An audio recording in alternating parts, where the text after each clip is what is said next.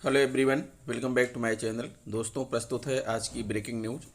अनिल भूषण ने संभाला सचिव परीक्षा नियामक प्राधिकारी का कार्यभार। फाउंडेशन लिटरेसी एवं न्यूमरेसी FLN पर आधारित शिक्षक प्रशिक्षण के संबंध में नहीं टूट रहा नकल माफिया व सालभर गिरोह का नेटवर्क। परिषदीय स्कूल से छात्रा लापता, मचा हड़कंप। 42 शिक्षकों को नोटिस, स्पष्टीकरण मांगा। BSA के निरीक्षण में बड़ी कार्रवाई। कौशाम्बी से यूपी TET के सालभर गैंग का एक और सदस्य गिरफ्तार। शिक्षकों को BLO ड्यूटी के लिए ना बाध्य नहीं कर सकते न्यायाधीश। शिक्षक की पिटाई से क्षुब्ध कक्षा 8 के छात्र ने फांसी लगाकर दी जान, परिवार में कोहराम। आइए देखते हैं दोस्तों खबरें विस्तार से। जी हाँ दोस्तों, आप देख पा रहे हैं खबरें विस्तार से किंग्समैन EHF यूट्यूब चैनल पर। नए सचिव परीक्षा नियामक प्राधिकारी अनिल भूषण चतुर्वेदी ने शुक्रवार को पदभार संभाल लिया है। अभी तक राज्य शैक्षिक अनुसंधान एवं प्रशिक्षण परिषद SCERT लखनऊ में संयुक्त निदेशक प्रशिक्षण के पद पर कार्यरत रहे। TET पेपर आउट मामले में तत्कालीन सचिव परीक्षा नियामक प्राधिकारी संजय कुमार उपाध्याय की गिरफ्तारी के बाद अनिल भूषण को दोबारा यहां तैनाती मिली है। वहीं मनोज कुमार अहिरवार ने दोपहर बाद रजिस्ट्रार विभागीय परीक्षाएं के पद पर कार्यभार ग्रहण कर लिया है। 28 नवंबर को यूपी TET का पेपर लीक होने के कारण तत्कालीन सचिव PNP संजय कुमार उपाध्याय को पहले निलंबित किया और फिर गिरफ्तार किया गया। इसके बाद उनके स्थान पर अनिल भूषण चतुर्वेदी को भेजा गया है। अनिल भूषण इससे पहले सितंबर 2018 से जून 2021 तक सचिव PNP के पद पर रह चुके हैं। 69,000 भर्ती के साथ ही 2018 और 2019 की TET इनके कार्यकाल में सकुशल संपन्न हुई थी। अनिल भूषण ने बताया कि TET की परीक्षा सुचितापूर्ण ढंग से सकुशल संपन्न कराना उनकी प्राथमिकता है। दिसंबर में TET परीक्षा सकुशल संपन्न कराने की चुनौती है। पेपर लीक होने के बाद मुख्यमंत्री ने 1 माह के भीतर दोबारा TET परीक्षा आयोजित कराने का आदेश दिया था, लेकिन दिसंबर महीने में परीक्षा आयोजित करना नए सचिव के लिए किसी चुनौती से कम नहीं है। नए सिरे से तिथि और केंद्र का निर्धारण इतनी जल्दी कर पाना संभव नहीं है। ऐसे में माना जा रहा है कि यह परीक्षा जनवरी महीने में ही आयोजित हो सकती है। TET प्राथमिक स्तर की परीक्षा के लिए 13.52 लाख और TET उच्च प्राथमिक स्तर के लिए 8.93 लाख परीक्षार्थियों ने रजिस्ट्रेशन कराया था। प्रशिक्षितों ने नए सचिव को सौंपा ज्ञापन। यूपी TET परीक्षा की नई तिथि घोषित करने की मांग को लेकर शुक्रवार को DLED प्रशिक्षितों ने नए सचिव अनिल भूषण को ज्ञापन दिया। अभ्यर्थियों ने मांग किया कि TET परीक्षा की तिथि शीघ्र घोषित की जाए। TET परीक्षा का परिणाम जारी होने के 1 सप्ताह के भीतर सुपर टेट का आवेदन लिया जाए ताकि इस चुनाव से पूर्व शिक्षक बनने का सपना संजोए प्रशिक्षितों के साथ न्याय हो सके। ज्ञापन देने वाले में पंकज मिश्र, राहुल यादव, अभिषेक तिवारी, विनीत मनीष आदि मौजूद रहे। इसी महीने दोबारा हो सकती है परीक्षा। पेपर लीक होने के बाद CM योगी ने 1 महीने के अंदर दोबारा ये परीक्षा आयोजित कराने का आदेश दिया है। माना जा रहा है कि इसी महीने दोबारा ये परीक्षा आयोजित की जा सकती है। गौरतलब है कि 28 नवंबर को TET 2021 परीक्षा रविवार को 2 पालियों में होनी थी। प्रदेश भर में प्रथम पाली में 10 से 12:30 बजे तक 2554 केंद्रों पर प्राथमिक स्तर की परीक्षा का आयोजन किया जाना था। द्वितीय पाली में 2:30 से 5 बजे तक 1754 केंद्रों पर उच्च प्राथमिक स्तर की परीक्षा का आयोजन होना था। उल्लेखनीय है कि TET प्राथमिक स्तर की परीक्षा के लिए 13.52 लाख और TET उच्च प्राथमिक स्तर की परीक्षा के लिए 8.93 लाख अभ्यर्थियों ने रजिस्ट्रेशन कराया था। इससे पहले 2019 में आयोजित हुई यूपी टेट में 16 लाख और 2018 में आयोजित हुई इस परीक्षा में तकरीबन 11 लाख अभ्यर्थियों ने भाग लिया था। TET परीक्षा में पहली बार इतनी बड़ी संख्या में अभ्यर्थी भाग लेने जा रहे हैं। इस मामले में STF ने प्रदेश भर में कई जगह छापेमारी की, कई लोग हिरासत में लिए गए।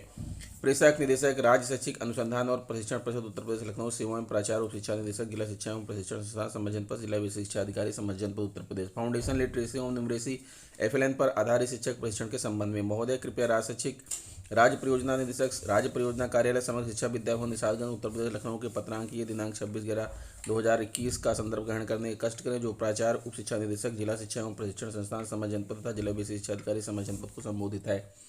उक्त पत्र में फाउंडेशन लिटरेसी एवं न्यूमरेसी FLN पर आधारित शिक्षक प्रशिक्षण के संबंध में उक्त पत्र द्वारा अवगत कराया गया है। राज्य परियोजना कार्यालय द्वारा समग्र शिक्षा के अंतर्गत बच्चों में बुनियादी भाषा एवं गणित में कौशल विकास सहित प्राथमिक विद्यालय के सभी शिक्षकों का प्रशिक्षण कार्यक्रम आयोजित किया जाना है। उक्त शिक्षक प्रशिक्षण खंड शिक्षाधिकारी के नेतृत्व में विकास खंड के एकेडमिक रिसोर्स पर्सन SRG संदर्भदाताओं तथा संचालित किया जाएगा।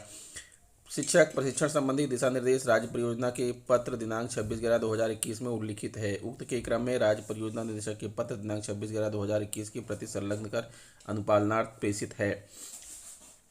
लखनऊ प्रदेश में बोर्ड इम्तहान से लेकर बड़ी प्रतियोगी परीक्षाओं में सेंध लगाने के लिए नकल माफिया और सालभर गिरोह के अलावा भर्ती के नाम पर ठगी करने वाले गिरोह से लगातार सक्रिय रहते हैं। परीक्षा संचालित कराने वाली एजेंसियों की जरा सी लापरवाही पर सालभर गिरोह की नजरें गड़ी रहती हैं। ऑनलाइन परीक्षाएं उनके खास निशाने पर होती हैं। ऐसे में स्पेशल टास्क फोर्स ने लगातार कड़ी कार्रवाई कर नकल माफिया और सालभर गिरोह पर शिकंजा तो कसा, लेकिन उनके नेटवर्क को पूरी तरह से तोड़ा नहीं जा सका है। यूपी TET पेपर लीक मामले में भी STF की सक्रियता एक बार फिर सामने आई है और पेपर लीक करने वाले गिरोह से जुड़ी एक के बाद एक नई जानकारियां सामने आ रही है। इस परीक्षा में बिहार के सालभर गिरोह की भूमिका सामने आई है, जिसके बाद STF बिहार निवासी सरगना राजन की तलाश में जुटी है। 5 वर्षों में 120 से अधिक मामलों में कार्रवाई। एसटीएफ ने पिछले 5 वर्षों में साल भर गिरोह के जरिए परीक्षाओं में चिन्ह लगाने, गड़बड़ी व भर्ती के नाम पर ठगी से जुड़े 120 से अधिक मामलों में कार्रवाई की है। 628 से अधिक आरोपी गिरफ्तार भी किए गए। वर्ष 2018 में दरोगा भर्ती व नलकूप चालक भर्ती परीक्षा में पेपर लीक के मामले में एसटीएफ ने कार्रवाई की थी। वहीं यूपीटीटी पेपर लीक मामले में मुख्यमंत्री के कड़े निर्देशों के बाद एसटीएफ ने इस बार नजीर कार्रवाई की है। पेपर लीक कांड में शामिल परीक्षा नियामक प्राधिकारी कार्यालय के सचिव संजय उपाध्याय और प्रश्न पत्र छापने का वर्क ऑर्डर हासिल करने वाली कंपनी का संचालक राय अनूप प्रसाद समेत अन्य आरोपी गिरफ्तार किए जा चुके हैं और कई बड़ों की भूमिका जांच चल रही है। इस वर्ष एसटीएफ की सेक्रेटरी से परीक्षाओं में धांधली के प्रयास से जुड़े 23 मामलों में 96 आरोपी गिरफ्तार किए गए, जबकि कई की तलाश चल रही है। आंकड़े गवाह हैं कि परीक्षा संचालित कराने वाली एजेंसियों व अन्य स्तर पर होने वाली गड़बड़ी के चलते लाखों अभ्यर्थियों को मुश्किलों का सामना करना पड़ता है। परीक्षाओं के संचालन के नियम तो सख्त किए जा रहे हैं, लेकिन चुनौती कम होती नजर नहीं आ रही है। परसदी स्कूल से छात्रा लापता, मचा हड़कंप। आजमगढ़ देवगांव कोतवाली क्षेत्र के परसदी विद्यालय मसीरपुर में पढ़ने वाली कक्षा 7 की छात्रा संदिग्ध अवस्था में लापता हो गई। देर शाम तक छात्रा घर नहीं पहुंची तो परिजन उसकी तलाश में जुट गए। हर जगह खोजने के बाद परिजनों ने घटना के बाबत पुलिस को तहरीर दी। पड़ताल में पता चला कि बुआ बनकर आई कोई महिला उसे अपने साथ ले गई है। मसीरपुर गांव निवासी आराधना 14 परिषदीय विद्यालय में मसीरपुर में कक्षा 7 में पढ़ती है। रोज की भांति बृहस्पतिवार को वह स्कूल गई। देर शाम तक घर वापस नहीं लौटी तो परिजन परेशान हो गए और उसकी तलाश में जुट गए। स्कूल पर संपर्क करने पर पता चला कि कोई महिला स्कूल पर गोद में बच्चा लेकर पहुंची थी। उसने खुद को आराधना की बुआ बताया और दवा लेने जाने की बात कहते हुए उसके साथ लेकर चली गई। छात्रा के गायब होने से परिजन परेशान है और छात्रा की मां ने इस बाबत देवगांव कोतवाली पर तहरीर दी है, जिसके आधार पर पुलिस जांच पड़ताल में जुट गई है। फर्रुखाबाद जिला बेसिक शिक्षा अधिकारी लालजी यादव ने निरीक्षण में अनुपस्थित मिले 42 शिक्षकों को नोटिस जारी किया है। इसमें शिक्षा मित्र अनुदेशक भी शामिल हैं। इन सभी को 3 दिन में स्पष्टीकरण देने के लिए आदेश दिए गए हैं। 9 बजे में जिला शिक्षा एवं ब्लॉक स्तरीय अधिकारियों ने परिषदीय विद्यालयों का निरीक्षण कर प्रेरणा पोर्टल पर रिपोर्ट अपलोड की थी। इसमें 8 प्रधानाध्यापक, 17 सहायक अध्यापक, 10 शिक्षा मित्र और 7 अनुदेशक गैर हाजिर मिले थे। प्रयागराज शिक्षक पात्रता परीक्षा यूपीटीटी में साल भर गैंग के एक और सदस्य को गिरफ्तार किया गया। शुक्रवार को स्पेशल टास्क फोर्स एसटीएफ की लखनऊ टीम ने कौशाम्बी पुलिस के सहयोग से देव प्रकाश पांडे को कोकराज इलाके से गिरफ्तार किया गया। अभियुक्त देव प्रकाश प्रयागराज के नयापुरा स्टेनली रोड का रहने वाला है। वह कन्नौज जिले में जिला लेखा परीक्षा अधिकारी कार्यालय में सहायक लेखाधिकारी के पद पर कार्यरत है। इसी गैंग का सरगना गोरखपुर निवासी प्राथमिक विद्यालय का शिक्षक प्रभात सिंह अभी फरार है। एसटीएफ की टीम उसकी तलाश में जुटी है। बताया जाता है कि प्रभात के पकड़े जाने पर गिरोह से जुड़े अन्य लोगों का भी नाम सामने आएगा। सीओ एसटीएफ लाल प्रताप सिंह ने बताया कि इससे पहले जलवा निवासी रोशन सिंह पटेल को कोखराज में गिरफ्तार किया गया था। पूछताछ में पता चला कि टीटी का पेपर शुरू होने से पहले सुबह करीब 4 बजे देवप्रकाश ने खुद पेपर सॉल्व किया था, फिर उसे व्हाट्सएप के जरिए रोशन सिंह के पास भेजा था। दोनों की मित्रता करीब 5 साल से है। रोशन के पकड़े जाने पर देवप्रकाश ने अपने मोबाइल से सॉल्व पेपर को डिलीट कर दिया था। इसे पेपर भेजने के लिए कितना पैसा और किसने भेजा, इसकी जांच चल रही है। यह भी पता लगाया जा रहा है कि इससे पहले आरोपी ने किसकी परीक्षा के पेपर हल किया था। इसके अलावा सरगना के पकड़े जाने पर कुछ और तथ्य प्रकाश में आएंगे, जिसके आधार पर आगे की कार्रवाई की जाएगी। देवप्रकाश के विरुद्ध विभागीय कार्रवाई के लिए भी पत्र लिखा जा रहा है।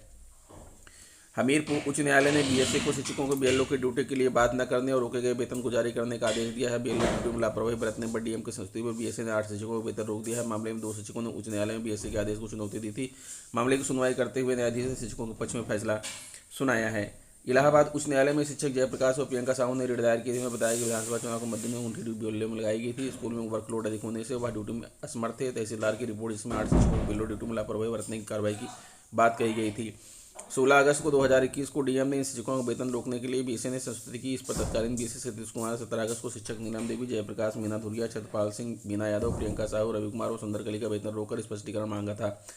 मामले की सुनवाई करते हुए न्यायमूर्ति तरन श्रीवास्तव ने बीएसए के आदेश को रद्द करते हुए 26 नवंबर को आदेश जारी कर याचिकाकर्ताओं का वेतन बहाल करने और बीएलए ड्यूटी के लिए बात नहीं करने का आदेश दिया। वेतन बहाल कराया जाएगा। प्रभारी बीएसए राकेश कुमार श्रीवास्तव ने कहा कि उच्च न्यायालय में बीएलओ ड्यूटी में लापरवाही पर वेतन रोकने वाले 2 शिक्षकों ने रिट दायर की थी। न्यायालय ने याचिकाकर्ताओं के पक्ष में फैसला सुनाया है।